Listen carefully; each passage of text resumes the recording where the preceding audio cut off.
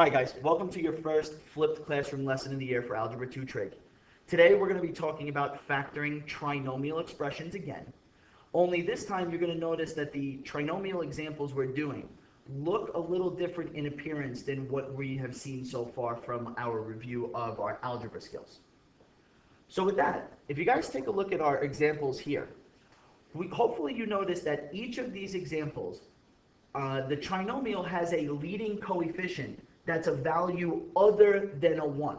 Right? We're used to seeing that leading coefficient be a 1 for basic trinomial skills, but now we're going to be working with trinomials where that value is any number other than a 1.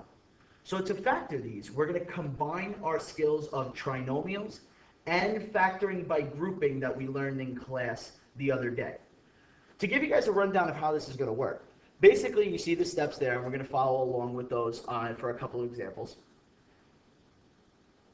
With that, all right, our first example here, we're going to ultimately have a final answer that has two sets of parentheses, or our binomial pair factors. But before we can get to there, what we're going to look to do is create this bridge technique. The bridge technique is taking the leading coefficient and multiplying it to the back constant, which is being demonstrated in each of the examples. To do that, or when doing that, we're going to create a new value to work with. And the purpose of this new value is this. In regular trinomials, you always look for two numbers that multiply to the last, but add or combine to the middle. Well, in example 1, negative 5 is not going to give us any values that multiply or combine to negative 2.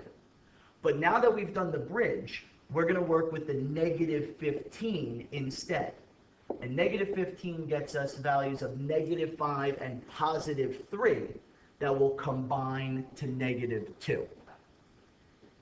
All right, so from now, guys, what we're going to do is we're going to take these new values and we're going to use them to rewrite the middle expression of the trinomial using these key values.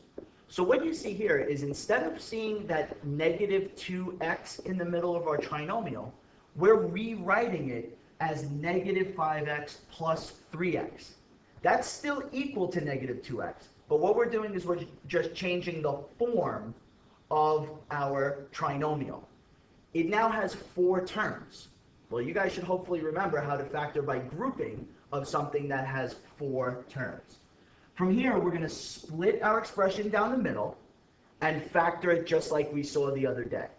On the left side, you see that there's a GCF of x, leaving us with 3x minus 5.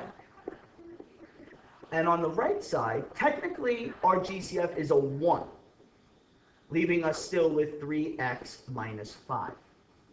And just as we saw the other day, we're going to take our two GCFs, rewrite them as the final factored term, and the x plus 1 gets united in the final binomial. Oh yeah. Okay, let's start with number 2. My leading coefficient is a 3, and my end constant is a 5. I'm going to multiply the 2. 3 times 5 gets me a new constant of 15. Now I need to say to myself, if the end sign is positive, my two numbers are going to be negative 15 and negative 1.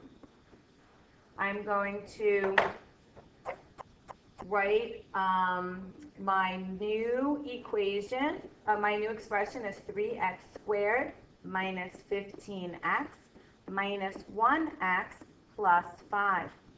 I'm going to split that into 2 and write 2 parentheses. And on my first one, I'm going to pull out a 3x with a leftover of x minus 5. On my second portion to the right, I'm pulling out a negative 1, and I'm left in my parentheses with x minus 5. As you can see, we have a matching set of parentheses of x minus 5, and my second set of parentheses will be 3x minus 1. There's my factoring. All right, guys, so taking a look at your two examples, hopefully you see that our trinomial with a leading coefficient bigger than 1 really ties in those skills that we saw in regular trinomials with the multiplying to the last value but combining to the middle. But that rewriting of that middle term and turning it into a 4-termed expression is where we start to tie in our skills from our factor by grouping work from the other day. With that, the remaining examples that are here, you can then try on your own and see how you do. We'll follow up with this in class tomorrow.